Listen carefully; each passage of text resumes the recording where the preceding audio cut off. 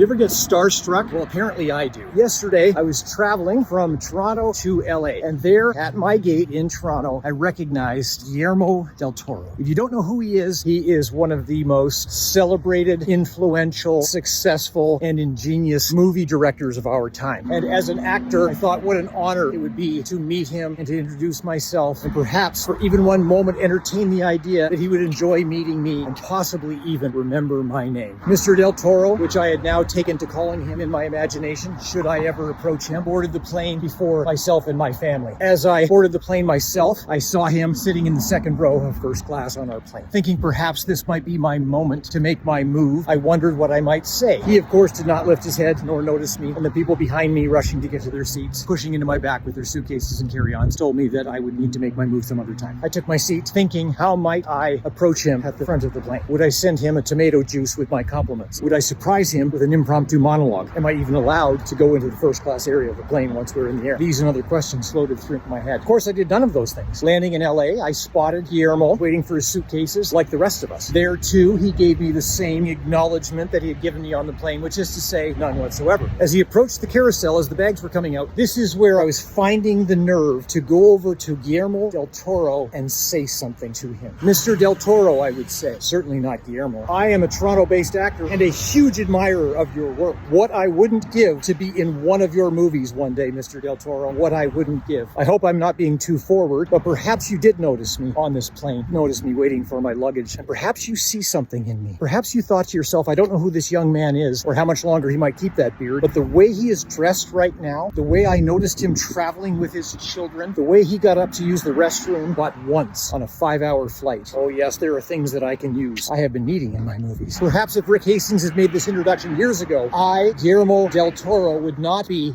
3-time Academy Award-winning director, writer, producer. Oh no, there would be a 4th and perhaps a 5th. This could be the fortuitous meeting that will take my career, Guillermo del Toro, to new heights. What did you say your name was again? Rick Hastings, I would proudly tell him. It has been an honor to meet you, he would say. No, sir, it was my honor. I would love to take a picture with you now, Mr. del Toro, but as an actor, it'd be more fun if we took that picture near the end of our first project together. Yes, that is exactly what I will say yesterday, before he left the baggage area and left into wherever Guillermo del Toro goes without me for now.